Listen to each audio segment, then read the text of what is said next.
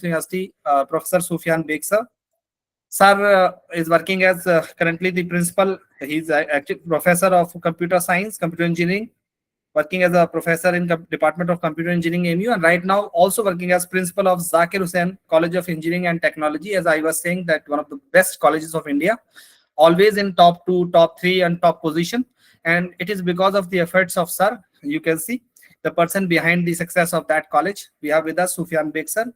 As far as sir's academics are concerned, sir is BSc Engineering as a first position holder, and then sir has completed MTech from IIT Kanpur.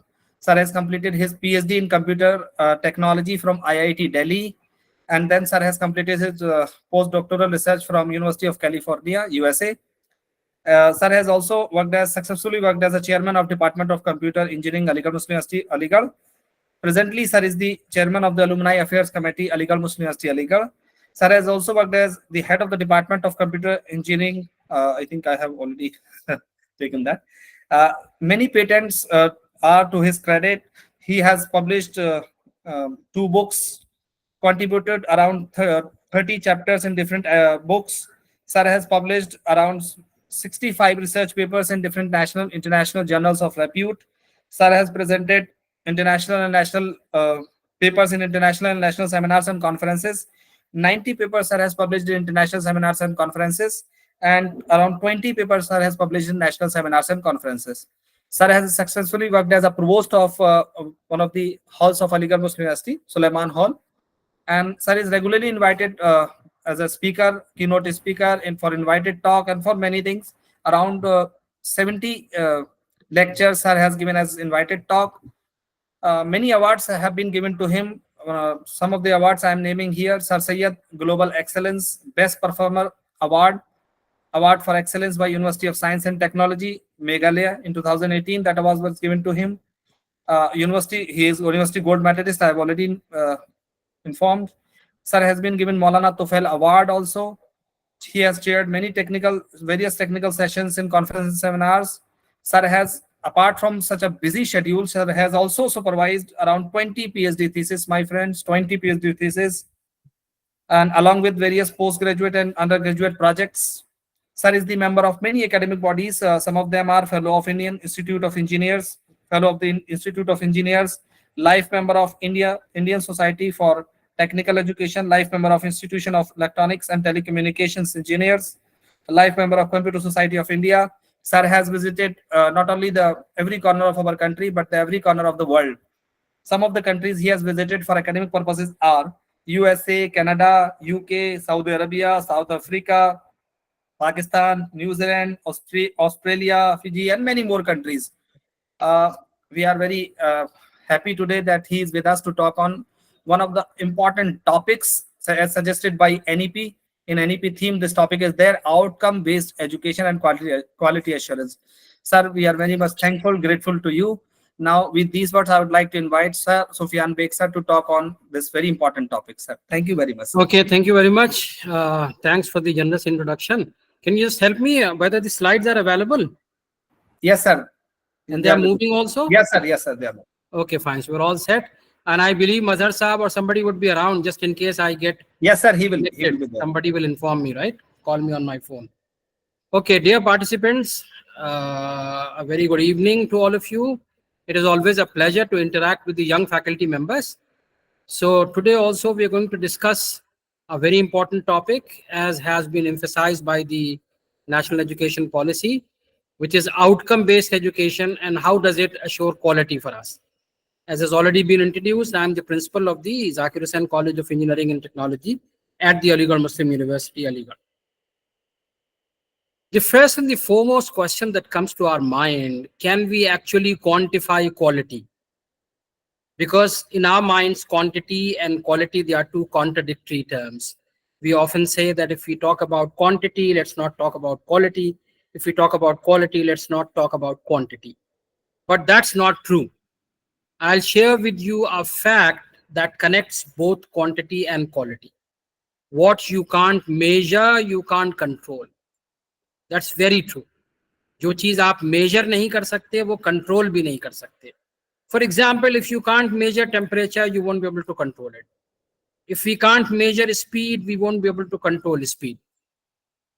In order to stress upon what I'm saying, let me share with you a sad incident, an accident rather, but that gives us a lesson to learn from. A few years back, there was this Air France flight which crashed in the Atlantic Ocean while flying from South America to Paris. Everybody on board perished. Very sad, very tragic. But when the people started investigating the cause of the crash and they dug out the human remains from the depth of the ocean, to their surprise and shock, the bones of the bodies were broken. Now, that was something very shocking. The plane plunging into the ocean. How can the bones, and that too for everybody, be broken? So they went on investigating, and finally they arrived to the conclusion that actually the speed sensor of the aircraft had gone bad, to the extent that the plane oversped, and because of the air pressure, even at that height, the plane broke into two. And because of the air pressure on that speed, the bones of the human beings were broken before they drowned, and the plane plunged into the ocean and everybody drowned. A very sad accident, but we have a lesson to learn from. If we can't measure speed, we won't be able to control speed. आप अगर कभी car किसी highway पे drive कर रहे हो और speedometer ना देखें, so there's no way that you can gauge the speed of the car. आप 80 किलोमीटर पे चला रहे हैं, 100 किलोमीटर पर आवर पे चला रहे हैं, 120 पर चला रहे हैं, you just cannot measure, even though you are at the ground, where the ground and the trees are running back. So what is the lesson? Lesson is, if we can't measure speed, we won't be able to control speed. इसी तरह, if we go on, we can say that if we can't measure quality, we won't be able to control it. So we have to devise ways and means to measure quality in order to control it. So the bottom line remains, assessing the attainment of quality is the key to quality control and enhancement. जब quality के control की बात करेंगे तो enhance ही करना चाहेंगे, quality कोई गिराना तो चाहेगा नहीं. तो control means either increasing or decreasing, either way, but in the case of quality we always want to go up. ठीक है, so we have to find out the ways and means to measure the quality of education. ठीक है, what are the levels of quality in education? First and the foremost is the approval. Bare minimum infrastructure has to be in place. If the classroom is there, if the teachers are there, labs are there, and some equipments are there, you provide them approval. You're not talking about quality yet. For example, in the realms of technical education, the All India Council for Technical Education provides approval. The next higher level is the quality certification. ISO is one such body, International Organization for Standardization. They not only provide the quality check for services, for goods, but they also provide the quality check for services. तो ISO certification education में भी होता है.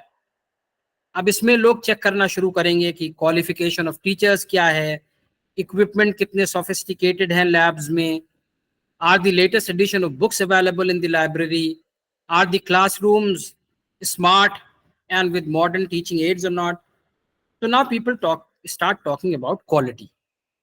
ठीक है, should that suffice? Should that be the end of it? No, because the next higher level comes from accreditation, in which you not only have the quality check, you also have the mutual recognition. ठीक है, mutual recognition, चलिए इसको समझाने से पहले let me discuss a very basic point with you, and all of you must remember it forever. In India, no university can become a university unless passed by an act of law. I'm repeating, in India, no university can become a university unless passed by an act of law. ऐसा नहीं है कि कोई मैंने educational institution खोला और मैंने अपने आप से उसको यूनिवर्सिटी लिखना शुरू कर दिया. I cannot do that. Now, if it happens to be an act of the Indian Parliament, that becomes a central university. If it happens to be an act of a state legislative council, then it becomes state legislative assembly and legislative council, then it becomes a state university. So now you should be knowing what is the difference between a central university and a state university. Uska law kahan pass hua? It's not about funding. कोई university private हो सकती है, उसकी funding कहीं से नहीं आ रही है. So how will you categorize that private university as state or central? That will come only from the law passed by that university. ठीक है? So in India, no university can become a university unless passed by an act of law. अच्छा, तो सबसे ऊपर होता है act. Act बहुत concise होगा. पार्लियामेंट, ये तो हो सकता है कि कई यूनिवर्सिटीज का कॉमन एक्ट हो, कंबाइंड सेंट्रल यूनिवर्सिटीज एक्ट या इस तरह से करके, लेकिन कोई ना कोई एक्ट होना होगा जो पार्लियामेंट में पास हुआ हो सेंट्रल यूनिवर्सिटी के लिए. एक्ट कॉम्पैक्ट होगा. एक्ट से पावर मिलेगी स्टैट्यूट्स को, उनसे पावर मिलेगी ऑर्डिनेंस को, उनसे पावर मिलेगी रेगुलेशन को. तो एक्ट का फर्दर डिस्क्रिप्शन आएगा स्टैट्यूट्स में, स्टैट्यूट्स का फर्दर डिस्क्रिप्शन होगा ऑर्डिनेंसेस में. ऑर्डिनेंस चाहे एकेडमिक होंगे या एडमिनिस्ट्रेटिव होंगे. इसी तरह फर्दर एक्सप्लेनेशन होगा रेगुलेशंस में, which will again be academic और एडमिनिस्ट्रेटिव. ठीक है? तो अब पावर ऊपर से नीचे परकुलेट हो रही है. Power is परकुलेटिंग down. अब अगर किसी यूनिवर्सिटी का वाइस चांसलर कोई एक्शन लेता है, so that action is tenable in law. Why? Because that power has been given to the vice chancellor by the act and statutes. फिर वाइस चांसलर किसी को प्रो वाइस चांसलर बनाता है, dean बनाता है, चेयरमैन बनाता है ना, प्रोवोस्ट बनाता है. All that has power because that is given by the vice chancellor, who in turn is given by the act and statutes. तो इस तरह पावर परकुलेट होती है ऊपर से नीचे. ठीक. अब इसको समझने के बाद हम आते हैं म्यूचुअल रिकॉग्निशन पे. All accreditation they are done और carried out under any agreement and accord signed by several countries that you keep on accrediting the degrees or the institutes of your respective country, and that will be acceptable in all the signatory countries. जिन ने उसको sign किया है वो उस degree को recognise करेंगे.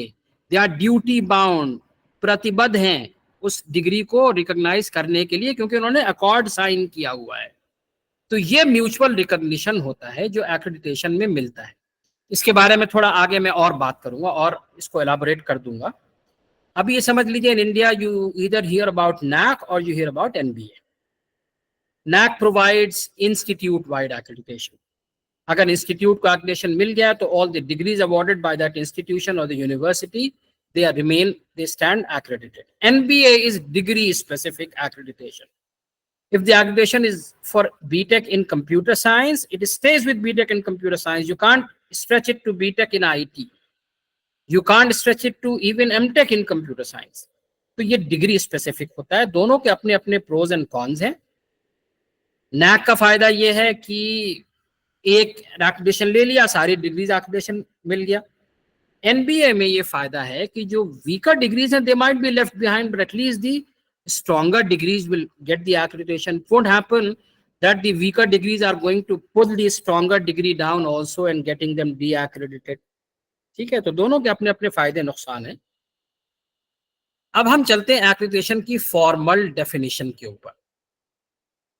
And let me tell you that this is one of the many definitions of accreditation. आप सोच रहे होंगे डेफिनेशन तो यूनिक होनी चाहिए. वन ऑफ द मेनी का क्या मतलब है? Let me remind you of the good old story that you must have heard in your childhood days, that a few blindfolded persons were asked to touch an elephant and describe it. So the person who touched the trunk of the elephant, he said it's like a python.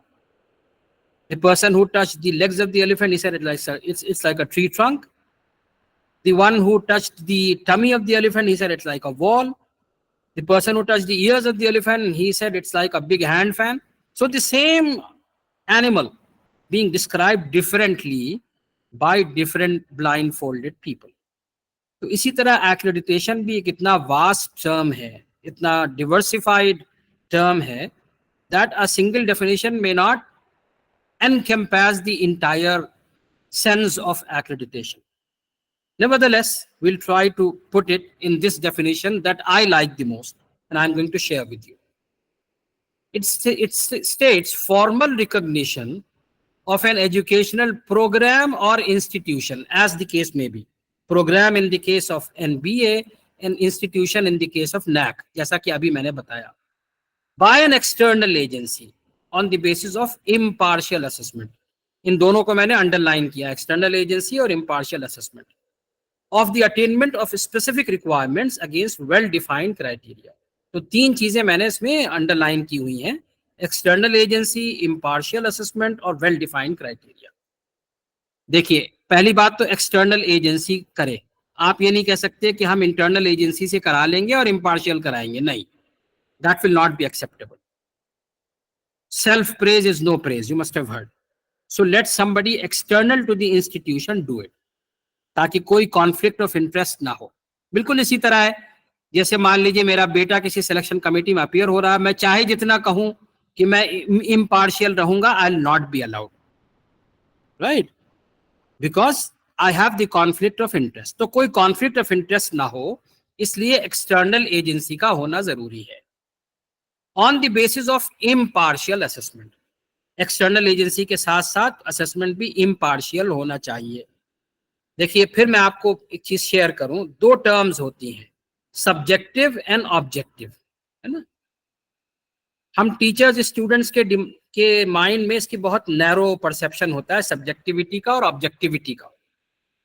हम समझते हैं objective मतलब multiple choice, questions, fill in the blanks, true false. Subjective means ऐसे type. ठीक है, गलत नहीं है, but that's a very narrow perception. Objective का मतलब ये होता है कि it even if the person is varied, the answer remains the same, the response remains the same. Subjective में द रिस्पॉन्स में vary from person to person. Objective type question paper था, एक टीचर ने चेक किया तब भी वही number आएंगे, दूसरा टीचर चेक करेगा तब भी उतने ही नंबर आएंगे. सब्जेक्टिव में it may vary. Somebody may give 8 out of 10, another person may give 9 out of 10, somebody may give 8.5 out of 10. The same essay being graded differently. तो impartial assessment का मतलब है कि objective assessment हो, subjective ना हो. ये नहीं कि टीम बदल दी गई तो स्कोर बदल गया, ऐसा ना हो. It should be so well structured that it remains impartial. तो दोनों अलग अलग होना जरूरी है, एक्सटर्नल एजेंसी भी हो और इम्पार्शियल असेसमेंट भी हो. और फिर well defined criteria. You have to define the rules of the game before the game begins. ऐसा नहीं है गेम शुरू हो गया then you are changing the goal post, no, that is not allowed. Let there be a well defined criteria, let that be known to all the stakeholders. पहले से बताइए उनको. हम लोग की प्रॉब्लम क्या है ना, देखिए, हम चीजों को डिक्लेयर नहीं करते हैं और फिर हम we want to catch people. Let me share with you what happened with me. I went to pick up somebody from the Delhi airport. He was an elderly person, so I wanted to take the car as close as possible. एक police वाला बैठा हुआ था, उसके सामने से मैं धीरे धीरे गाड़ी चलाता हुआ लेके गया और मुझे ये था कि अगर उसको रोकना होगा तो रोक देगा कि ये नो एंट्री जोन पे आप आ गए, कहीं लिखा था नहीं. मैं अंदर चला गया, जब उनको पिक करके वापस आ रहा था तब उसने रोका. ही स्टॉप मी. आप नो एंट्री जोन में कैसे गए? तो मैंने कहा कहीं लिखा तो है नहीं नो एंट्री जोन. तो उसने कहा मैं तो बैठा हुआ हूं. तो I again said you did not stop me. So you know what he said? He said अगर उस वक्त मैं आपको रोक देता तो अब इस वक्त पकड़ता कैसे? तो हमारी मेंटालिटी पकड़ने की है, रोकने की नहीं. और ये सिर्फ पुलिस वाले की बात नहीं, हम टीचर्स की भी बात है. हम लोग इन्विजिलेट कर रहे होते हैं एग्जामिनेशन हॉल में, तो हम ये नहीं चाहते कि बच्चा चीटिंग ना करे, हम ये चाहते हैं कि उसको चीटिंग करते हुए पकड़ें, उसके खिलाफ एक्शन हो. अरे हम थोड़ी सी कोशिश कर लेते हैं, कोई बच्चा इधर उधर देख रहा है, उसके पास जाके खड़े हो जाते, we could have avoided. Prevention is better than cure, we all know that, है ना. I happen to go to the United Kingdom. So my host who was driving me in a car, the car started beeping. मैंने कहा क्यों beep बज रही है? उसने कहा कि पुलिस व्हीकल आसपास है. मैंने कहा अरे तो ये कैसे पता लगा? उसने कहा ये एक डिवाइस है, यहाँ पर मिलती है, आप उसको लगा लीजिए, पुलिस वैन आएगी तो आपको पता लग जाएगा। तो मैंने कहा अरे ये तो गलत है।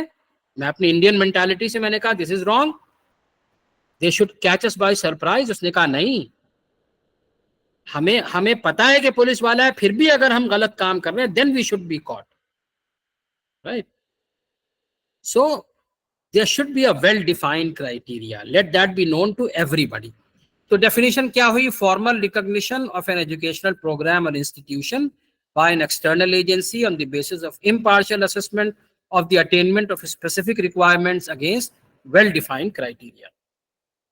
Accreditation in India, as I said, institutional accreditation by National Assessment and Accreditation Council, NAC, which is an autonomous body established by the University Grants Commission in 1994.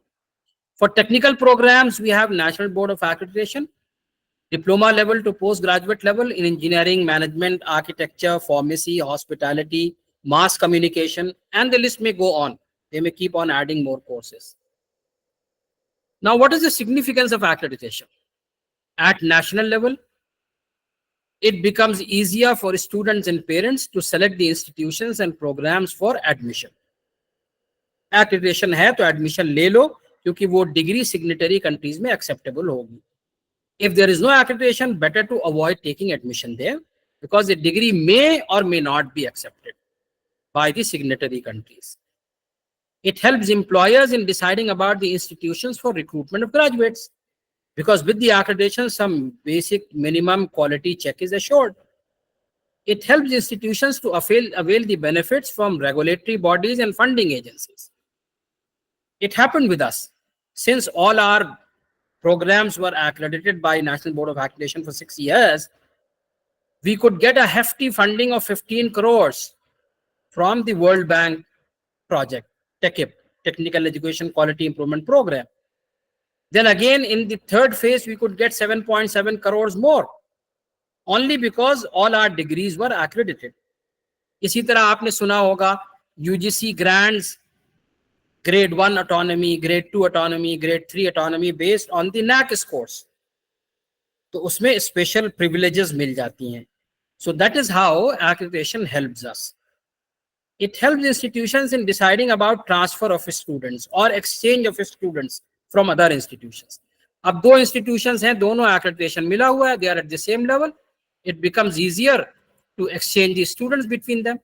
अब एक institute तो accredited हो, दूसरों का accreditation ना मिला हो, then you have to do all the equivalence exercise कि उनका grades credits बराबर है नहीं है, quality of education कैसी है, and so on. So exchange of students becomes easier when the institutions are accredited.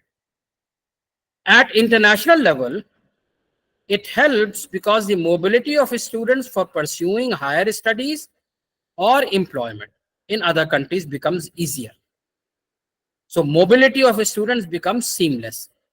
इसको emphasize करता हूं मैं अगली exercise में. What do I mean by global mobility? There are multinational accords for mutual recognition of accrediting process and thereby recognizing the accreditation.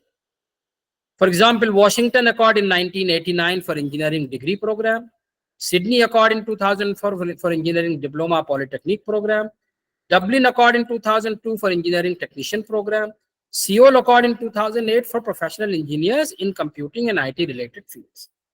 अब इसमें से हम एक की बात करते हैं, Washington Accord की. Washington Accord was signed among 6 countries to begin with: Australia, Canada, Ireland, New Zealand, UK and United States in the year 1989. क्या मतलब है? Suppose the Board of Accreditation in Ireland provides accreditation to a degree that will have to be accepted in Australia, Canada, New Zealand, UK and United States. ये इन्होंने agreement sign किया हुआ है. इसी तरह कोई degree New Zealand board of accreditation अगर उसको एक्रेडिटेशन देता है, so that will have to be accepted by Australia, Canada, Ireland, UK, US. So this is the power of mutual recognition that accreditation accrues. So the purpose was to mutually recognize and accept the qualifications accredited by signatories. The accord at present has 15 full signatories and 5 provisional signatories. ये number घटता बढ़ता रहता है. अब आप सोच रहे होंगे कि बढ़ना तो समझ में आ रहा है, घट क्यों जाता है, why this number falls down? Let me give you a hypothetical example, may not be a realistic example. Suppose Ukraine happens to be one of these signatory countries. वहां पर वॉर हो गई तो दे में विदड्रॉ कि भाई ना हमारी डिग्री आप में से कोई माने, ना आपकी डिग्री हमें मानने के लिए हम फोर्स कीजिए, हम नहीं एक्सेप्ट कर सकते आपके स्टूडेंट्स को. सो दे में विदड्रॉ फ्रॉम द अकॉर्ड. ठीक. और उसका फॉल बैक क्या होगा?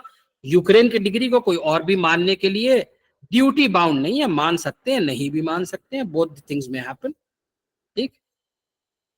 अच्छा, members of Washington accord have outcome based accreditation. तो अब आउटकम बेस्ड एजुकेशन में पावर कहां से आ रही है? वॉशिंगटन अकॉर्ड से आ रही है. जिस तरह एक्ट की पावर आ रही है पार्लियामेंट से, स्टैट्यूट्स की पावर आ रही है एक्ट से, ऑर्डिनेंस की पावर आ रही है स्टैट्यूट से, रेगुलेशंस की पावर आ रही है ऑर्डिनेंस से, इसी तरह outcome based education assumes significance because Washington Accord supports and recommends and requires outcome based accreditation.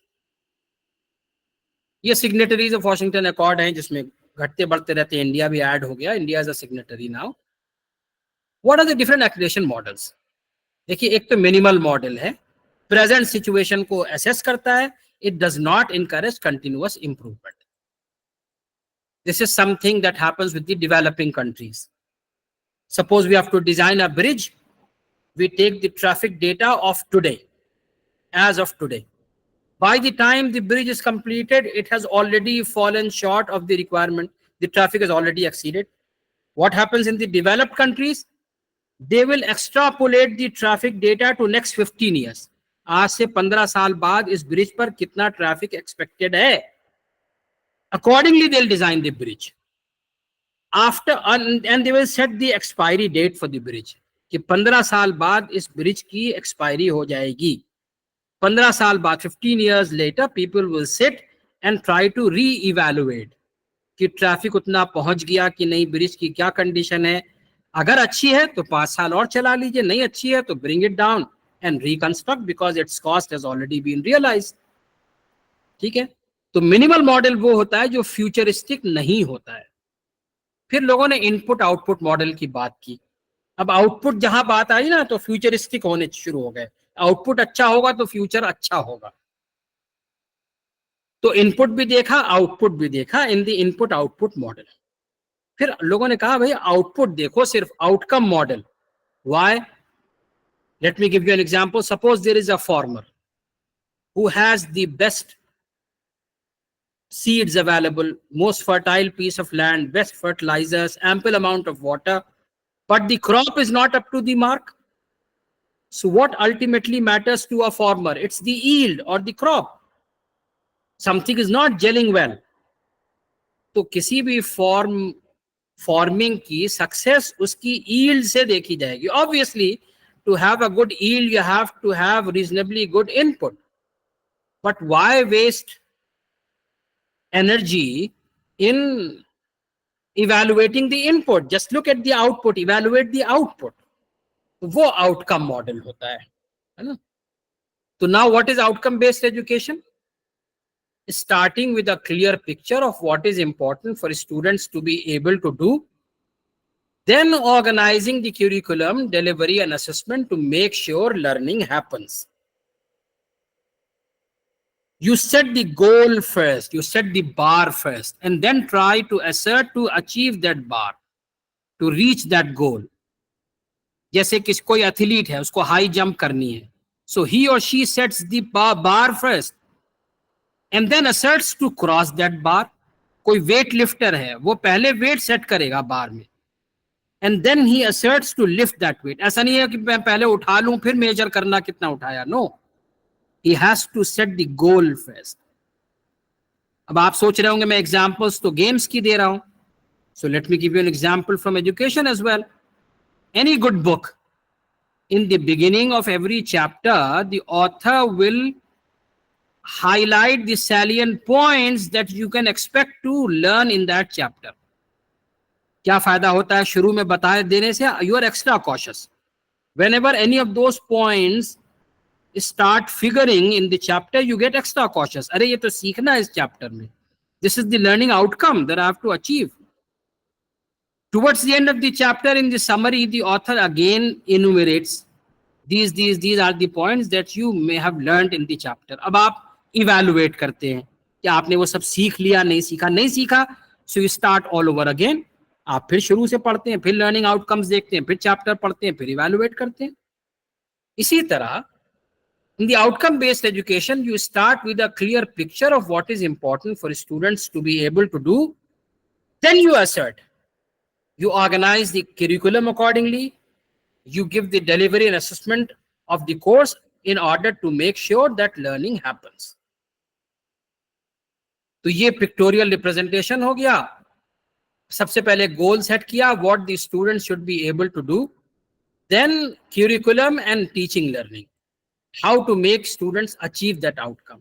And in the end, you assess, because what you can't measure, you won't be able to control it. So in the end, you measure what the students have achieved. तो ये outcome based education है. अब देखिए एक बहुत important pyramid है outcome based education का, इसको समझने की जरूरत है. We have the vision at the top, followed by mission, followed by programme educational objectives, followed by program outcomes, and finally the course outcomes. The design of this pyramid goes from top to bottom. सबसे पहले vision set किया जाएगा, उस vision को meet करने के लिए mission set किया जाएगा, फिर उसको रीच करने के लिए PEOs, to achieve that we have POs, and to achieve that we have COs. Assessment नीचे से ऊपर चलेगा. सबसे पहले आप CO का असेसमेंट करेंगे, फिर CO का असेसमेंट से प्रोग्राम आउटकम को असेस करेंगे, फिर PEOs का assessment and so on. Vision और मिशन ये इंस्टीट्यूट स्पेसिफिक होते हैं. इंस्टीट्यूट या डिपार्टमेंट या यूनिवर्सिटी का विजन होगा, मिशन होगा. क्या फर्क है मैं अभी बताऊंगा आपको. फिर ये दोनों प्रोग्राम एजुकेशनल ऑब्जेक्टिव्स और प्रोग्राम आउटकम्स ये प्रोग्राम स्पेसिफिक होते हैं. Programme outcomes are those qualities which the graduates should have at the time of graduation. इसीलिए उसको graduate attribute से align किया हुआ है. Graduate attributes are those qualities which the graduate of any discipline should have at the time of graduation. When you adopt them for your degree, for your program, that becomes program outcome. और course outcome, हर course, हर semester का हर course, इसके कुछ course outcome होंगे. जैसे जैसे students courses पास करते जाएंगे वो कोर्स आउटकम उनके अंदर आते जाएंगे, और जैसे जैसे वो कोर्सेज पास करते जाएंगे वो ग्रेजुएशन की तरफ बढ़ रहे हैं. So they are accumulating the program outcomes in them. At the time of graduation, they should have all the qualities in the program outcome. ठीक है, अब एक एक करके इनको मैं एक्सप्लेन करता हूं. सबसे पहले विजन मिशन समझिए. विजन को समझने के लिए let me give you a realistic example. When we were students of BTech, we had a professor of mechanical engineering who had an old Fiat car. Those were the times when only two cars were seen in India, Fiat or Ambassador. Any third car was supposed to be an imported car. तो आप सोचिए एक old fiat car थी और उसके पीछे एक sticker लगा हुआ था, When I grow up, I want to be a Rolls Royce. Sounds funny. एक पुरानी फिएट कार के पीछे लिखा हो When I grow up, I want to be a Rolls Royce. That sounds funny, but that gives us a lesson what the vision should be. What do you want to become when you grow? How do you want your institution to grow? That is vision. फिर उस vision को meet करने के लिए shorter goals to achieve vision are the mission statements. जैसे फिर example मैं दूं, जो लोग आप में से अगर कंप्यूटर साइंस पढ़े हुए हैं, ऑपरेटिंग सिस्टम पढ़ा है, तो एक होता है लॉन्ग टर्म शेड्यूलिंग और एक होता है शॉर्ट टर्म शेड्यूलिंग. अगर नहीं भी आपने ऑपरेटिंग सिस्टम का पेपर पढ़ा है, तब भी from the very name you can sense what does long term scheduling means and what does short term scheduling means. Long term planning is vision और short term planning is mission. जैसे कोई player है, he or she wants to become the number one player in the whole world. वो उसका vision हुआ, I want to become the number one player in the whole world. In order to reach that vision, he or she will set shorter mission statements. I want to take so many wickets in this series. I want to score so many runs in this series. I want to hold so many catches. तो अब series by series he or she keeps inching towards his vision. तो जो series के लिए उसने set किया वो mission हुआ. ये मेरी इस सीरीज का मिशन है. So series by series, match by match, the player keeps moving towards his or vision to become the number one player. ठीक है, तो ये तो हुआ विजन और मिशन में फर्क. Now how do we articulate vision and mission? What is the process? ऐसा नहीं होगा कि आप रात में सोएंगे और आपको ड्रीम में दिख जाएगा कि ये विजन कर लो, ये मिशन कर लो.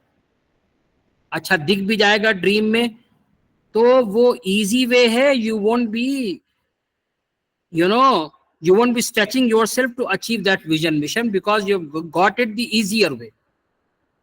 जो चीज प्रॉपर प्रोसेस फॉलो करके की जाती है, हार्ड अर्न वे होता है, उसके लिए आदमी फिर अपनी मेहनत लगाता है, एफर्ट पुट इन करता है. तो what is the process for institute vision and mission? Institute vision and mission से अलाइन करके आप बनाएंगे डिपार्टमेंट विजन मिशन. दो बातें समझ लीजिए यहां पर. पहली बात तो ये कि अलाइनमेंट क्यों जरूरी है. Let me remind you of the good old joke that we must learn from. There were these 4 friends. So they pooled up money and bought a car to run as a taxi. The first day, nobody hired their taxi. Why? Because all 4 of them kept sitting inside the car. तो जब किसी को वो vacant दिखी नहीं तो किसी ने उसको हायर नहीं किया. उनको बताया गया, अरे भाई तुम लोग बाहर निकलो, कार जब खाली दिखेगी तभी तो कोई हायर करेगा. So they stepped out of the car the next day. The next day, however, the car won't start. So all 4 of them kept pushing the car the whole day, but the car did not move even an inch. Why? Because 2 of them were pushing from front to back and 2 of them were pushing from back to front. अब यहां पर हमें alignment की जरूरत महसूस होगी. If all 4 of them have pushed in one direction, the car would have moved. तो इसी तरह इंस्टीट्यूट विजन मिशन के साथ आपका डिपार्टमेंट विजन मिशन अलाइन होना चाहिए. वरना इंस्टीट्यूट विजन मिशन नॉर्थ में जा रहा है, डिपार्टमेंट विजन मिशन जो है वो ईस्ट में जा रहा है. So you will and up north east. आप ना नॉर्थ जा पाएंगे ना ईस्ट जा पाएंगे, बीच में कहीं पहुंच जाएंगे, है ना. तो इसलिए अलाइनमेंट जरूरी है. दूसरी बात क्या समझनी है, आप सोच रहे होंगे कि मैंने डिपार्टमेंट विजन मिशन की बात की. Yes, because you are all young faculty members. You must be concerned about the department vision mission. A day will come when you will become experienced and you will have to set up the institute vision mission. वो किससे align होगा? वो align होगा vision of the founder से. जो भी founding body है, what vision did they have और did he or she have, उससे आप इंस्टीट्यूट विजन मिशन को अलाइन कर लेंगे. बहरहाल इंस्टीट्यूट विजन मिशन से अलाइन करके डिपार्टमेंट विजन मिशन बनाना है, पहली बात तो ये. Then you do the consultation process. आप फैकल्टी का व्यू लीजिए, इंडस्ट्री का व्यू लीजिए, take the view of the management. You take data on future ताकि चीजें फ्यूचरिस्टिक हों. प्रोफेशनल बॉडीज से डेटा लीजिए, पेरेंट्स से पूछिए. उन सब से आप डिपार्टमेंट विजन मिशन का वर्जन 1.0 बनाइए. फिर उसको रिव्यू कीजिए, स्टेक होल्डर्स के सामने वापस ले जाइए. फिर वो कुछ सजेशंस देंगे, उनको इनकॉर्पोरेट कीजिए. सब्सटैंशियल है तो वो वर्जन 2.0 हो जाएगा और माइनर है तो 1.1 हो जाएगा. इस तरह से take several iterations and finally the vision mission should come after the due consultation process. अच्छा, अब कंसल्टेशन प्रोसेस कंप्लीट हो गया. Should we carve in stone? Literally may be, but not proverbially. ऐसा नहीं है कि अब ये लाइफ लॉन्ग हो गया. उस विजन मिशन की एक्सपायरी तय कीजिए. डेटा ऑन फ्यूचर आपने कब तक का लिया है? 50 साल का लिया है तो 50 साल का विजन है. 30 साल का लिया है तो 30 साल का है ना. After 30 years, 40 years, 50 years, whatsoever, we'll sit again, we'll revisit, we'll see whether our mission and vision is still good enough or we need to revise it or we need to replace it altogether. तो ये process हुआ vision mission के articulation का.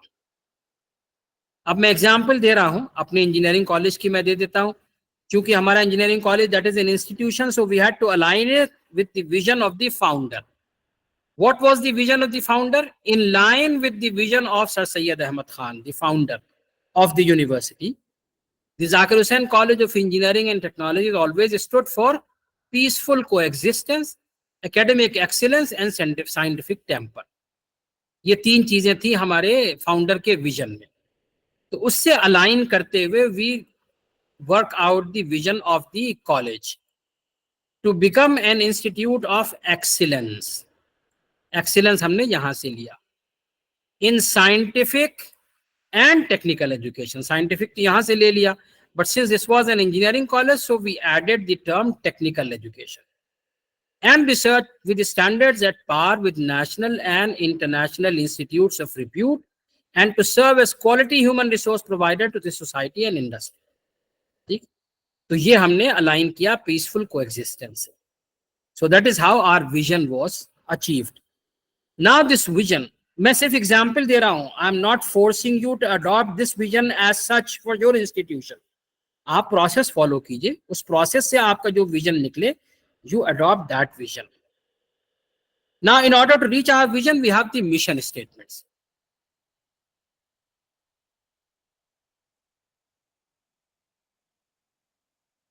Hello? Salam. मैं अभी जरा एक online lecture में हूँ, 7 बजे के बाद बात करनी है. 7 बजे के बाद. So our mission statements to achieve that vision is to offer state-of-the-art UG, PG and doctoral programs, to make policies and atmosphere to attract and retain best faculty, to create an ambience in which new ideas and cutting-edge research flourish through effective curriculum and infrastructure, so as to produce the leaders and innovators of tomorrow, to produce ethically strong and morally elevated human resource to serve mankind, to undertake collaborative projects and consultancy for long-term interaction with the academia and industry. And last but not the least, to be among top 10 engineering institutes of India. तो जैसे जैसे हम ये mission statements achieve करते रहेंगे, will keep inching towards the vision. चलिए, तो अब उस पिरामिड के 2 पार्ट्स ऊपर वाले कंप्लीट हो गए. विजन मिशन की हमने बात कर ली. अब आते हैं हम नेक्स्ट 2 पार्ट्स, पीईओज एंड पीओज. क्या फर्क है? PEOs are the qualities in the matured graduates who have graduated 4-5 years earlier. तो हम ग्रेजुएशन के 4-5 साल बाद उनको हम इवेलुएट करते हैं.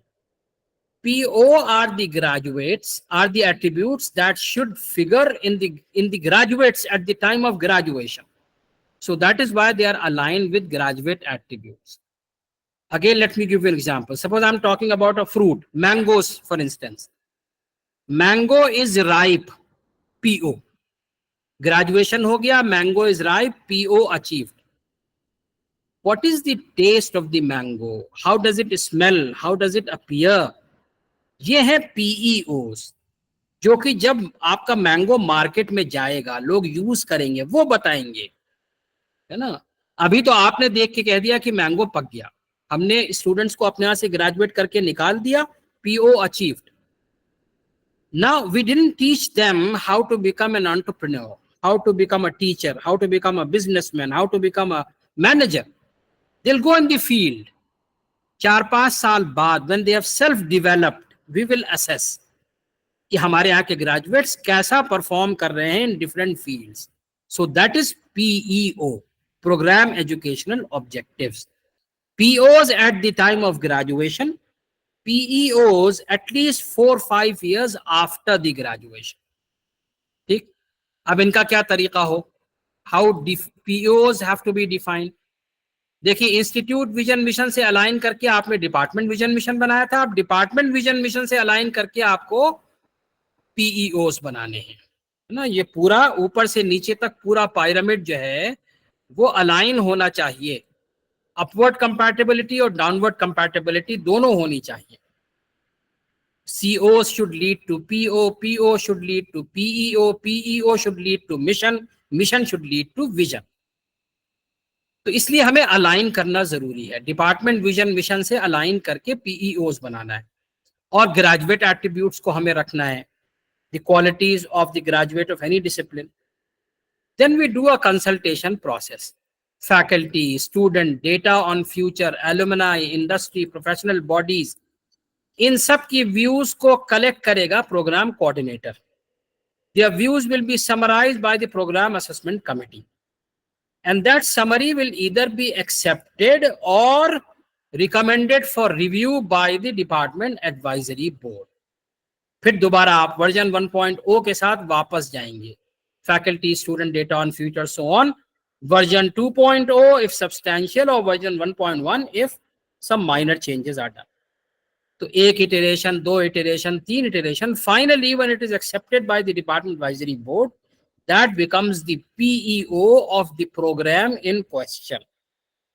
Again, the expiry date will be set. कि हम इस PEO को revisit करेंगे आज से 10 साल बाद, 15 साल बाद, whatever. क्योंकि हमने डेटा ऑन फ्यूचर इसके अकॉर्डिंग लिया हुआ है. अच्छा, अब देखिए ग्रेजुएट एट्रीब्यूट्स जिनसे हम पीओज विथड्रॉ करेंगे, दे आर 12 इन नंबर. मैंने इंजीनियरिंग का लिखा हुआ है, आप अपने एरिया में इसको अडॉप्ट कर सकते हैं. सबसे पहली चीज है नॉलेज, फिर है प्रॉब्लम एनालिसिस, फिर design and development of solutions, फिर investigation of complex problems. The students should not shy away from complex problems. ये नहीं कि प्रिलिमिनरी प्रॉब्लम तो सॉल्व कर ले रहे हैं और कॉम्प्लेक्स प्रॉब्लम से भागने लगे. No, they should have enough confidence in them. Then modern tool usage बहुत इंपॉर्टेंट है. ऐसा नहीं है कि आज भी जमीन खोदनी है तो वो फावड़ा खुरपी लिए हुए खड़े हैं. There are modern aids, so why not use that so that you have a better start. When we were students, we had a vice chancellor in our university who was from IIT Kharagpur. So in those times, he used to say that there was a time when somebody didn't know English, he was supposed to be illiterate. But now is the time, he used to say, now is the time, if somebody doesn't know computers, he will be treated as illiterate. If I continue and I say for today, I can say that if somebody doesn't know artificial intelligence, he or she will be treated as illiterate. So artificial intelligence is the modern tool that all of us have to learn. It's not the end in itself. It is a means to the end. It will give you a better start. आप AI को use कीजिए, chemistry में use कीजिए, AI को use कीजिए आप physics में, AI को यूज कीजिए हिस्ट्री में, AI को यूज कीजिए लैंग्वेजेस में, है ना. अपनी PhD के लिए AI से आप स्टार्टिंग पॉइंट ले लीजिए. That is not the finish. That is the starting point. So that you have a better start. ठीक. तो मॉडर्न टूल यूसेज आनी चाहिए. फिर इंजीनियर एंड सोसाइटी या प्रोफेशनल एंड सोसाइटी बहुत इंपॉर्टेंट है. देखिए, अगर मैं आपसे क्वेश्चन करूं, why silicon valley is called silicon valley, why Silicon Valley is Silicon Valley? The answer is Silicon Valley is Silicon Valley because University of California at Berkeley and Stanford University are there. These two universities have developed an ecosystem around them. उनके graduates ने startups बनाए, वो startup success stories बने, उन्होंने और graduates को employ किया, उन्होंने और startups खोले, फिर वो university को वापस aid कर रहे हैं ताकि education better हो जाए. So they developed an ecosystem around them. Unfortunately, in our country, we have the best institutes, IITs, IIMs, central universities. But outside the four walls of the IITs or IIMs or AIMS or central universities, a rickshaw puller or a tea seller or a hawker just doesn't know what this IIT, IIM is all about. So the benefits are not percolating down to society. So engineer and society, yeah, professional or society, that is one of the attributes at the time of graduation. फिर environment and sustainability. I have no hesitation in admitting that we engineers are the biggest culprit of destroying the environment because we overdo things. When we were young and this polythene came into market, everybody was excited, overexcited. अरे wonder material आ गया साहब, वो तो waterproof है और so light और bad conductor of heat and electricity. We overproduce polythene. Now we are crying hoax, क्या रे अब क्या करें, या डिके नहीं हो रहा है। अच्छा अब आगे की भी सुन लीजिए। I read somewhere we learn from history that we do not learn from history. We learn from history that we do not learn from history. We are not learning our lessons. Our polythene lessons we are not learning. आज हर तरफ हर कोई बहुत बात कर रहा है solar energy, solar energy. इतने solar panels लगा लिए हैं, हम में से कोई ये नहीं सोच रहा है after 25 years 30 years when all these solar panels will be discarded, कहाँ जाएगा ये? How big an environment hazard they all will prove. मैं ये नहीं कह रहा कि सोलर एनर्जी ना बनाई जाए, बनाई जाए, जरूर बनाई जाए, लेकिन आगे का प्लान भी सोच लीजिए कि इसको कैसे हम डिस्कार्ड करेंगे, कैसे डिस्पोज ऑफ करेंगे।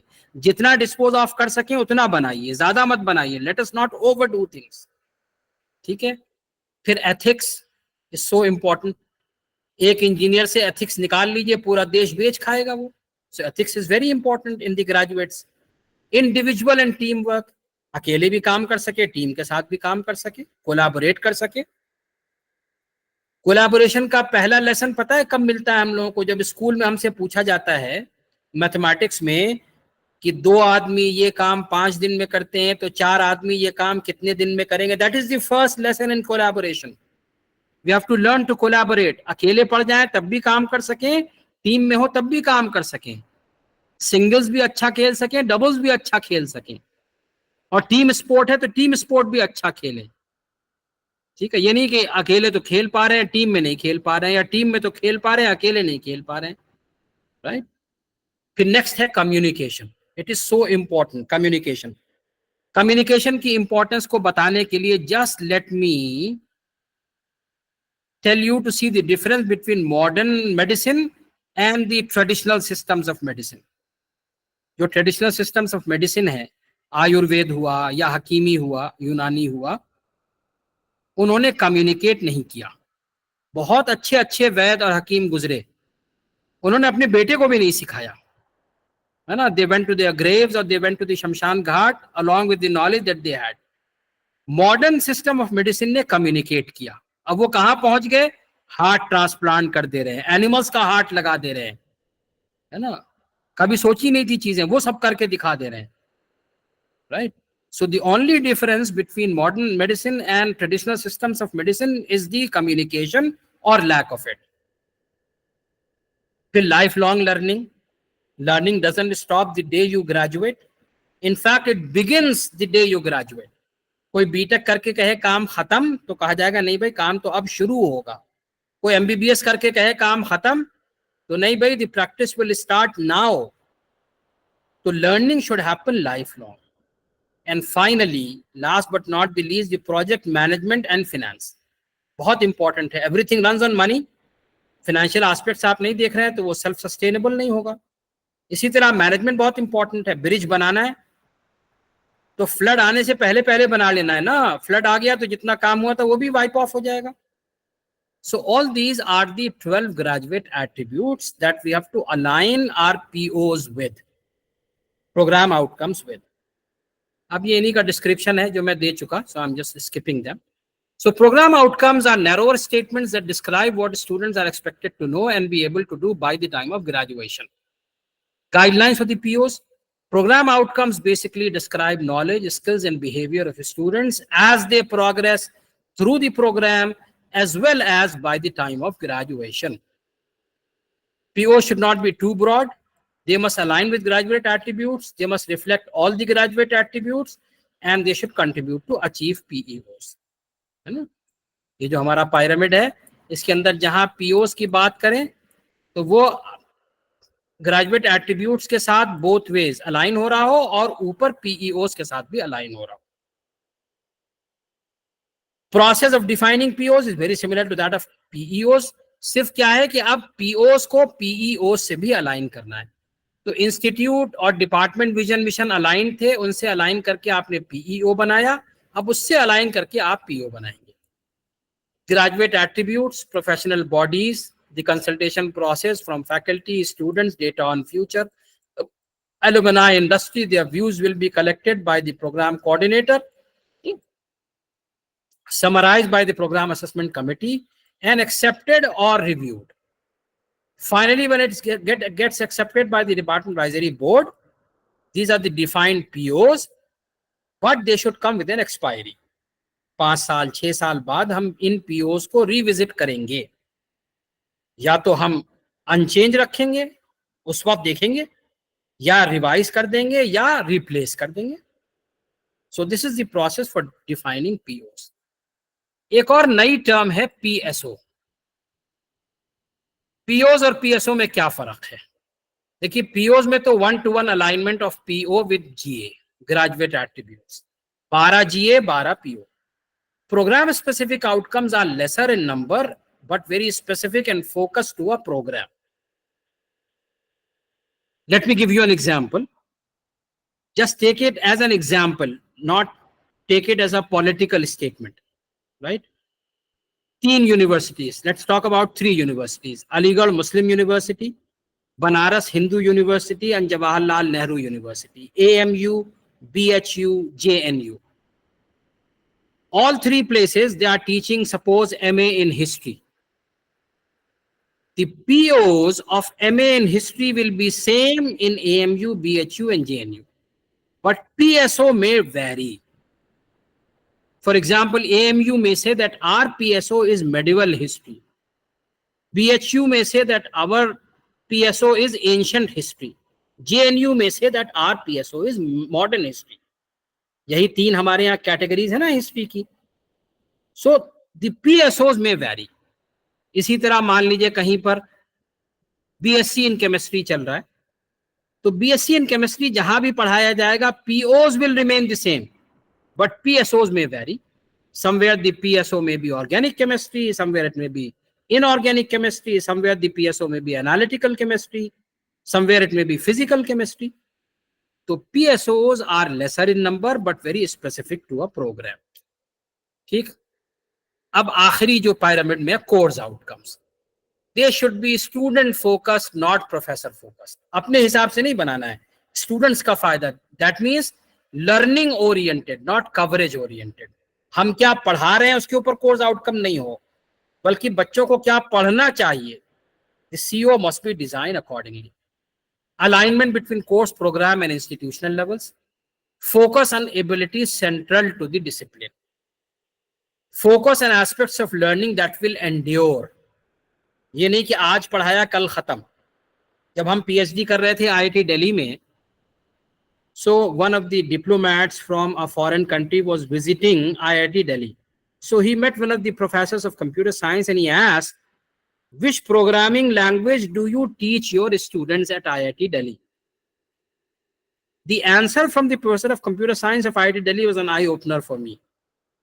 He said, we don't teach them language, we teach them programming. फर्क समझ लीजिए दोनों में. लैंग्वेज तो आज कुछ है, कल कुछ और हो जाएगी. किस कोई जमाना था बेसिक लैंग्वेज चलती थी, फोर्ट्रैन आ गई, फिर पैस्कल आ गई, कोबोल आ गई, सी आ गई, C++ आ गई, C# आ गई, जावा आ गई, पाइथन आ गई, कल कुछ और हो जाएगी. तो अगर लैंग्वेज सिखाएंगे, लैंग्वेज चेंज हो गई, बच्चा आउट ऑफ जॉब हो गया. हम उनको प्रोग्रामिंग सिखाएं ताकि कोई भी लैंग्वेज आए उसका सिंटैक्स वो अडॉप्ट कर सकें. ठीक है. So learning that will endure the test of time and they should be limited to manageable number. ऐसा ना हो कि इतने ज्यादा बना लिए कि हम मैनेज नहीं कर पा रहे. And last but not the least, they should be specific enough to be measurable. Measure हो सके, vague ना हो, because this is most important and fundamental to OBE. तो ये सारी चीजें हो गई, विजन, मिशन, PEOs, POs and COs. अब थोड़ा सा बात करेंगे ब्लूम्स टेक्सोनॉमी लेवल्स की. Benjamin Bloom 1913 to 1999. Let me take you to this figure. देखिए, पहला लर्निंग लेवल है नॉलेज, फिर उससे ऊपर है कॉम्प्रिहेंशन, फिर उससे ऊपर है एप्लीकेशन. मैं एग्जांपल दूं. दुनिया गोल है, हमने रट लिया दुनिया गोल है, दुनिया गोल है, दुनिया गोल है. नॉलेज तो हो गई, उसको कॉम्प्रीहेंड तो करो. दुनिया गोल है से क्या मतलब है? वो सर्कुलर है, इलिप्टिकल है, ओवल है, फ्लैटेंड एट दी पोल्स है. What do you mean by this? वो है कॉम्प्रीहेंशन. एक है रट लेना और एक है समझ लेना. सो नॉलेज इज रट लेना एंड कॉम्प्रिहेंशन इज समझ लेना, और एप्लीकेशन इज अप्लाई करना उस नॉलेज को, उस कॉम्प्रिहेंशन को. दुनिया गोल है, रोटेट कर रही है, उससे दिन रात बदल रहे हैं, रिवॉल्व कर रही है, उससे सीजन्स बदल रहे हैं. अब ये क्या हम अप्लाई कर रहे हैं, ठीक है. फिर उससे हायर लेवल होता है एनालिसिस और उससे ऊपर होता है सिंथेसिस.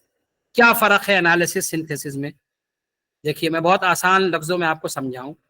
मान लीजिए कोई सिस्टम है ना, कोई सिस्टम है. It could be electronic system, it could be electrical system, it could be mechanical system, it could be social system, it could be political. कोई एक सिस्टम है, उसका कुछ इनपुट होगा, कुछ आउटपुट होगा.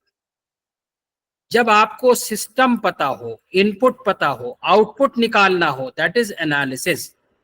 When you know the system, when you know the output, but you have to find out, you know the input, you know the system, you have to find out the output, that is analysis. When you know the input, you know the output, you have to find out the system, that is synthesis, which is more challenging. But on top of it, you have evaluation. ज़ाहिर evaluate नहीं करेंगे तो control कैसे करेंगे, है ना. तो ये learning levels हैं. Knowledge, comprehension, application, analysis, synthesis, evaluation. जब हम बच्चों को पढ़ाएं तो ये लर्निंग लेवल्स हम रखें दिमाग में. हर बच्चा एप्लीकेशन तक जाना चाहिए. Analysis, synthesis, evaluation are the higher order learning skills. फिर उसको लोगों ने रिविजिट किया, एंडरसन एंड कार्थवॉल ने इसको रिविजिट किया. टू रिमेंबर, टू अंडरस्टैंड, यानी नॉलेज, ये हुई नॉलेज, ये हुआ कॉम्प्रिहेंशन, एप्लीकेशन. फिर एनालाइज, सिंथेसाइज को उन्होंने एक में मर्ज कर दिया. फिर टू इवैल्यूएट, और सबसे ऊपर रखा टू क्रिएट. ये एक नया लेवल उन्होंने ऐड किया. अब देखिए दो टर्म्स आपने सुनी होंगी क्रिएट में, इनोवेशन और इन्वेंशन. क्या फर्क, बल्कि एक और टर्म है डिस्कवरी. तीनों में क्या फर्क है? What is the difference between invention and innovation? देखिए एक पॉइंट ए था और एक पॉइंट बी था. पॉइंट ए से बी तक जाने का रास्ता मालूम नहीं था. We didn't know the path to go from A to B. Somebody found out the path. That is invention. Now the path existed, somebody came up with a better path. That is innovation. समझ रहे हैं फर्क? रास्ता था ही नहीं, पता ही नहीं था, दैट इज इन्वेंशन. रास्ता नहीं था निकालना, इन्वेंशन. और रास्ता था लेकिन बेटर रास्ता निकालना, दैट इज इनोवेशन. अब डिस्कवरी क्या है? देखिए इन्वेंशन डिस्कवरी में फर्क समझाने के लिए let me tell you a joke. A child asked his father, dad what is the difference between invention and discovery? So the father told his son, look it is like this. I discovered your mom and then we invented you. The dad is telling the child, I discovered your mom and then we invented you. क्या मतलब? जो चीज already exist कर रही है उसको ढूंढने का नाम डिस्कवरी है, और जो चीज नहीं है उसको क्रिएट करने का नाम इन्वेंशन है ना. तो invention, innovation, discovery.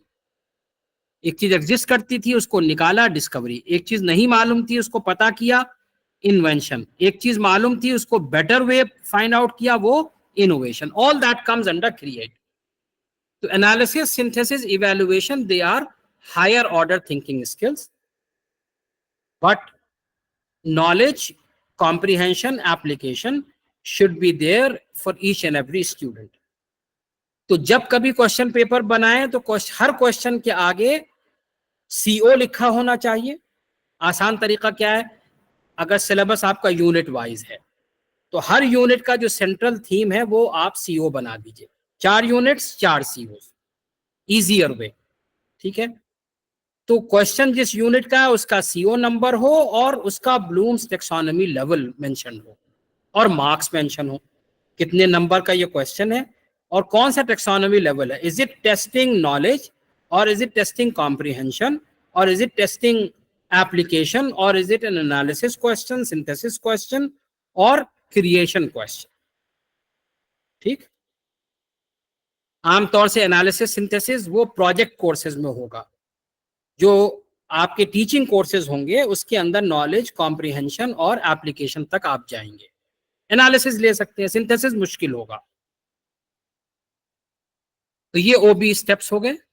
Define outcomes, design curriculum accordingly, deliver instructions accordingly, document results. बहुत इंपॉर्टेंट है डॉक्यूमेंटेशन पार्ट। कल को आपने जॉब छोड़ दी, कहीं और चले गए आप, या रिटायर हो गए, तो things should be documented so that the next person doesn't have to start from scratch. He doesn't have to reinvent the wheel. Everything is there in documentation. हमारे यहाँ कंप्यूटर साइंस में तो कोई भी प्रोग्राम लिखते हैं, हम हर लाइन का डॉक्यूमेंटेशन चाहिए कि ये क्यों लिखा गया कोड, ताकि अगला आदमी उसको इंप्रूव कर सके, उसको डिबग कर सके। डिटरमिन एडवांसमेंट्स, कंट्रोल करके छोड़ दिया, यानी मेजर करके छोड़ दिया तो बेकार है, उसको कंट्रोल करना है, इनहांस करना है, सो डिटरमिन एडवांसमेंट्स। अब देखिए ये थोड़ा सा असेसमेंट का फिगर है, आपको थोड़ा सा मेरे साथ ध्यान देना पड़ेगा। कॉम्प्लिकेटेड लग रहा होगा, लेकिन आप थोड़ा सा मेरे साथ रहेंगे तो इसको समझ सकेंगे। हाउ असेसमेंट इज हैपनिंग, ये पूरा समझ लीजिए जिस्ट है आज के लेक्चर का। We starting with an example program. हमने ले लिया BE इन EEE।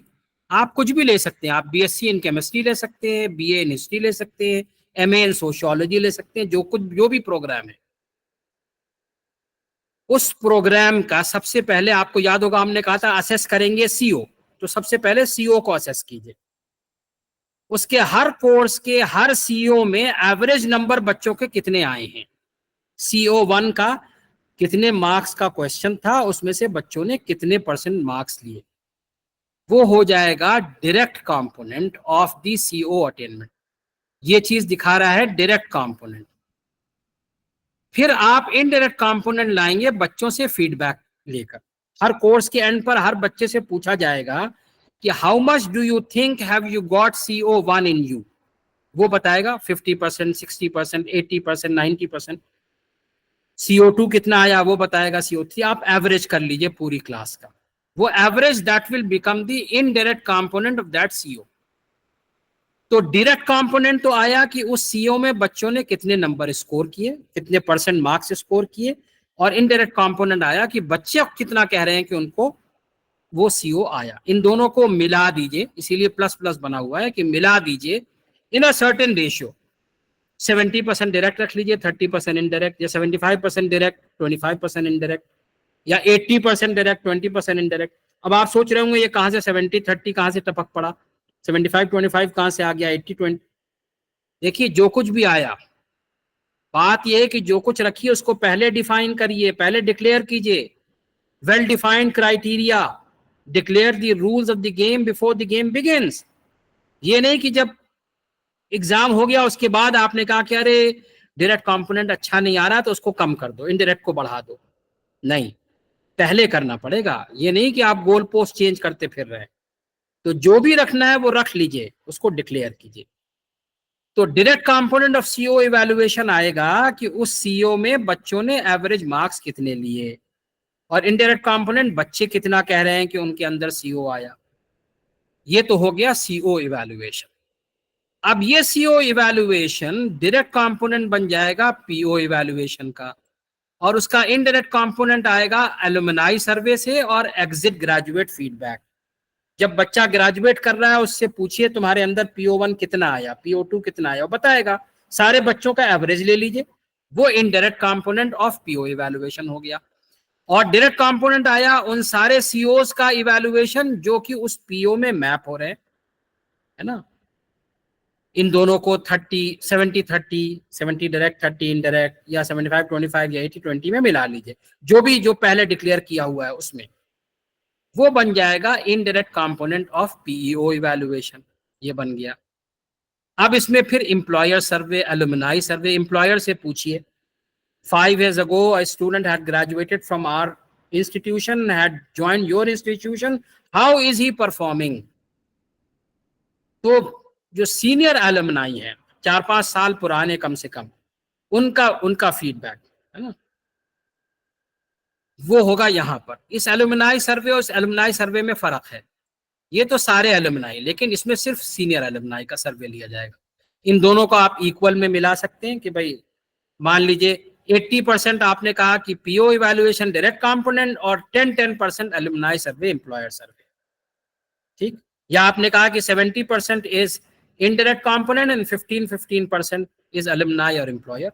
तो जो भी है उसको आप पहले से डिक्लेयर कीजिए। आप ये भी कर सकते हैं कि 70% is direct component, 20% is alumni, 10% is employer. ठीक, फिर यही ट्रेंड आगे चलेगा। पीईओ का इवैल्यूएशन बन जाएगा मिशन का direct component, indirect component feedback लीजिए मैनेजमेंट का, सोसाइटी का, पेरेंट्स का, वो डायरेक्ट कंपोनेंट बन जाएगा विजन का। विजन का इनडायरेक्ट कंपोनेंट आप लीजिए गवर्नमेंट से, फंडिंग एजेंसी से, है ना, एक्रेडिटेशन बॉडी से, उनसे ले लीजिए आप। तो इस तरह से ये असेसमेंट होगा। तो what you can't measure you can't control. तो अभी हमने मेजर करना सीखा, सीओ को कैसे मेजर किया जाए, लर्निंग आउटकम्स को कैसे मेजर किया जाए, सीओ कैसे मेजर हो, पीओ कैसे मेजर हो, PEO how do we measure that. अच्छा, अब मेजरमेंट करके छोड़ नहीं देना है, आपने मेजर किया तो कंट्रोल करना है। तो अब आपका जो मेजर्ड आउटकम है उसको टारगेट सीओ से कंपेयर कीजिए। इसीलिए यहाँ पे हमने प्लस माइनस लिखा हुआ है कि उसका डिफरेंस देखिए। यहाँ पे हर जगह प्लस प्लस था कि डायरेक्ट इनडायरेक्ट कंपोनेंट को ऐड कर रहे थे इन अ सर्टेन रेशियो। यहाँ पर डिफरेंस लीजिए। ऐसे ही अचीव्ड पीओ और टारगेट पीओ में कितना डिफरेंस है, अचीव्ड पीईओ और टारगेट पीईओ में कितना डिफरेंस है, बार सेट की थी उससे कितना नीचे रह गए, है ना। तो अब ओबीई एडमिन इसमें इंप्रूवमेंट प्रपोज करेगा इस एरर को मिनिमाइज करने के लिए, इस डिफरेंस को मिनिमाइज करने के लिए। So next time when you run the same programme, hopefully it will run with a minimal error, with a lesser error. So over the years, you will keep improving the program. है ना? A point of time would come when this error will reduce to zero, या negative हो जाएगी error, यानी achieve जो है वो target से ऊपर निकल गया। तो क्या करेंगे, उसमें फिर आप बार को रेस कर लेंगे, टारगेट को ऊपर बढ़ा देंगे। हाई जंपर कूद गया तो अब आप बार को और बढ़ाइए, वेट लिफ्टर ने उठा लिया तो वेट और ऐड कीजिए, है ना। अच्छा, ये प्रोपोज इंप्रूवमेंट कैसे करें इसको मैं अभी आगे बताता हूं आपको, लेकिन इस फिगर से आप ये समझ गए कि असेसमेंट कैसे हो और उससे इन्हांसमेंट कैसे हो। Assessment, enhancement both are explained in this figure. अब वही इसके summary of assessment methods and tools हैं। डायरेक्ट, इनडायरेक्ट में आप प्लेसमेंट रिकॉर्ड भी ले सकते हैं, हायर स्टडीज रिकॉर्ड ले सकते हैं, अलुमनाई सर्वे तो मैंने बता ही दिया। अब इसके अंदर आप सिर्फ पास फेल भी ले सकते हैं, पास हो गए तो अचीव्ड, फेल हो गए तो नॉट अचीव्ड। फिर आप परसेंटेज का वो ले लीजिए, नेक्स्ट लेवल एडवांसमेंट परसेंटेज का हो गया। इनडायरेक्ट असेसमेंट टूल्स क्या हो सकते हैं, course outcome feedback, exit student feedback, alumni feedback, industrial feedback. Industrial feedback में दोनों हो सकते हैं, वोकेशनल या समर ट्रेनिंग और इंटर्नशिप का अलग और जॉब्स का अलग। फिर national level exams, GATE, NET, CAT, GRE, IELTS, TOEFL में कितने बच्चे क्वालिफाई कर रहे हैं, क्या स्कोर आ रहा है, वो भी एक इनडायरेक्ट कंपोनेंट हो सकता है। जो कुछ भी है वो पहले से आपको डिक्लेयर करना पड़ेगा। अब इवैल्यूएशन फॉर इंप्रूवमेंट, इंप्रूवमेंट कैसे हो। देखिए, results of assessment is used for 3 dimensions. या तो करिकुलम को इंप्रूव कीजिए, या कोर्स डिलीवरी को इंप्रूव कीजिए, या रिवाइज रीडिफाइन द पीयूज, है ना। आप बार नहीं अचीव कर पा रहे हैं तो ये भी हो सकता है भाई बार को नीचे कर लो ताकि डिप्रेशन ना हो। हर बार हम बार को हिट कर दे रहे हैं तो उसको नीचे ले आओ ताकि क्रॉस करें, थोड़ी हिम्मत बंधे। तो तीनों चीजें हो सकती हैं, तो करिकुलम इंप्रूव कीजिए या डिलीवरी इंप्रूव कीजिए और revise redefine the POs in themselves. तो 3 डायमेंशनल इवैल्यूएशन फॉर इंप्रूवमेंट। तो ये ओबी फ्रेमवर्क हो गया। देखिए, ऊपर वाला जो है वो इंस्टीट्यूशन लेवल है जिसमें विजन मिशन आ गया। ये बीच वाले प्रोग्राम लेवल्स हैं, पीईओज और पीओज, और आखिरी वाला ये कोर्स लेवल है ना। तो इस तरह सारा असेसमेंट चल रहा है ना, और ये इंप्रूवमेंट हो रहा है। असेस किया, इंप्रूव किया, फिर असेस किया, फिर इंप्रूव किया। इंडस्ट्री एंड प्रोफेशनल ऑर्गेनाइजेशंस का भी इनपुट फीडबैक लेते रहे। So this is the OB framework in a nutshell. अब एक्रेडिटेशन क्राइटेरिया कभी 9 है, कभी 10 हो जाते हैं, वो ऊपर नीचे हो सकते हैं, लेकिन ये ओबीई जो स्ट्रक्चर है वो सेम रहता है। Process for redefining of POs, alumni survey, graduate survey, industry program coordinator, module coordinator, POs assessment, faculty views. सबसे आपने पूछा कि नीड है रीडिफाइनिंग पीओस की, उन्होंने अगर कहा यस, है ना, तो अगर क्यूरिकुलम इंप्रूव करना है तो board of studies will do that, delivery method करना है तो module coordinator will do that, और पीओस को ही चेंज करना है तो programme assessment committee will do that, and department advisory board will accept और review. So this is the process for redefining of POs. Redefining बहुत इंपॉर्टेंट है. Redefine नहीं कर रहे हैं तो आपने मेजर करके छोड़ दिया, कंट्रोल किया नहीं. व्हेन टू असेस, देखिए प्रोग्राम एजुकेशनल ऑब्जेक्टिव्स के लिए असेसमेंट होगा few years after graduation, 4 to 5 years at least. Programme outcomes at the time of graduation, और course outcomes upon the completion of every course in every semester. Redefining process of PEOs is similar to that of POs. वही alumni survey, graduate survey, industry, program coordinator, module coordinator, PEOs assessment, faculty views. Is there a need for redefining PEOs? Identify the changes. If the changes are in curriculum, Board of Studies will do that. If it is in regulations, the Academic Council will do that. If the PEOs have to be changed, Program Assessment Committee will recommend, and a Department Advisory Board will finally accept the change in PEOs. So this will be the process for redefining of PEOs. Accordingly, you may set up the process of redefining vision and mission as well, right? Okay, so that's all from my side. Thank you very much. I'll take questions now, if there are any. अब आप लोगों के अगर questions हैं, तो आप लोग unmute करके questions, comments, suggestions वो ले सकते हैं आप लोग, है ना?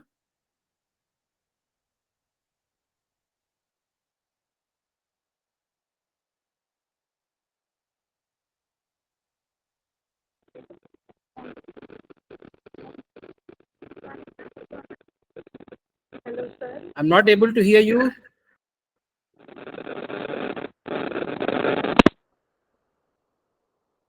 Hello.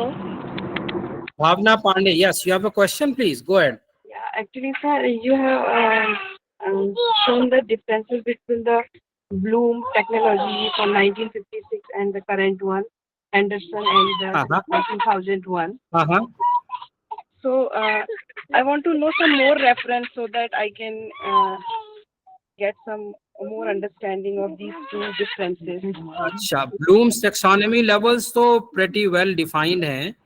आप उससे सर्च कर लीजिए, उस पे गूगल पे सर्च कर लीजिए, you'll get the references. Right? I can't give you the references offhand. Okay, sir. And sir, nowadays the better one is the Anderson one, this 2001, or the, Of course, yes, because that's a revised one. और revised क्या है, उसके अंदर एक level has been added, the That's creation the- level. the creation one to create the Yes, that has been added. Otherwise, the below levels are the same. Analysis, synthesis has been clubbed in one, and creation has been added. Okay.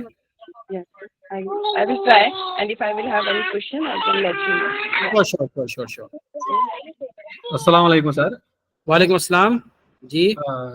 Sir थोड़ा what is the OB process sir, कहाँ से start करना है, कहाँ पे and करना है sir ओबी process?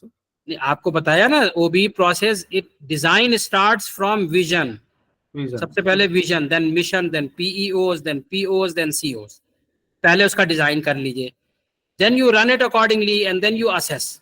CO का असेसमेंट पहले होगा, POS assessment afterwards, पीईओस, and then mission, and then vision. What about PSO sir?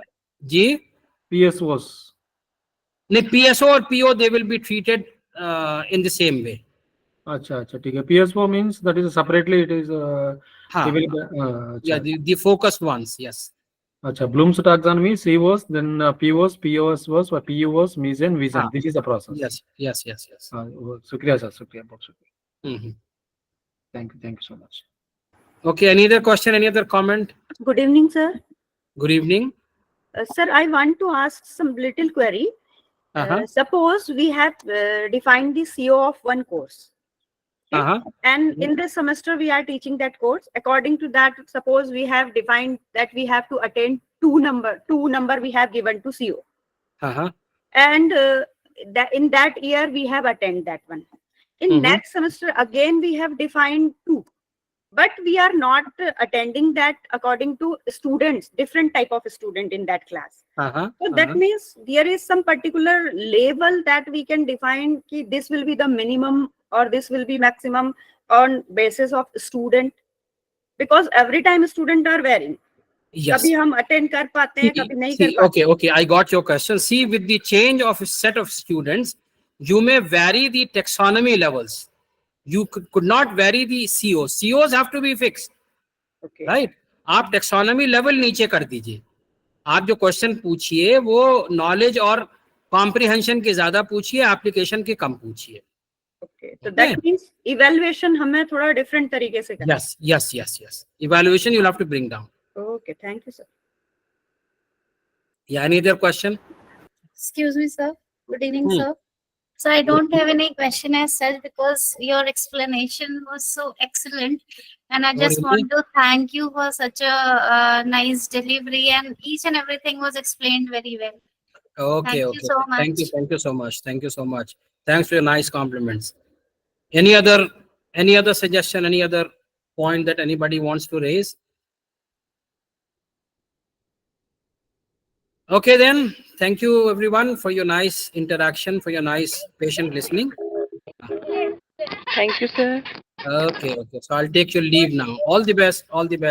Thank you. Thank you, sir. Thank Bye. you. Yeah.